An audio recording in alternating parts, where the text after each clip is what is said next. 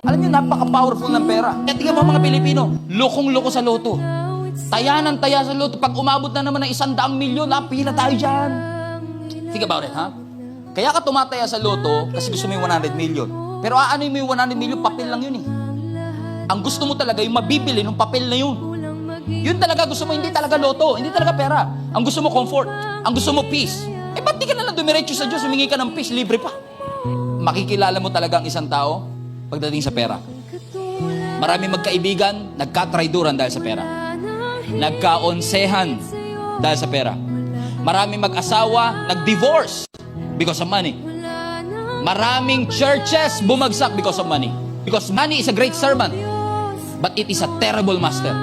Gusto mong sundin ang sistema ng mundo na magpakahirap ka para magkaroon ka ng pera para lang mabili mo yung mga bagay na gusto mong bilhin para ma-impress yung mga taong hindi mo naman gusto? Sige.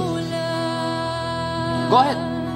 Pero kapag pumunta ka at napunta ka sa sitwasyon kung saan kahit pera mo wala nang magagawa, pag nagkaroon ka ng sakit na kahit pera mo hindi kayang gamutin, at pag nagkaroon ka ng kalungkutan na kahit pera mo hindi ka kayang pasayahin, at pagkaroon ka ng troubled heart na kahit pera mo hindi kayang ayusin, you will start to realize that life is not just about money. You need God.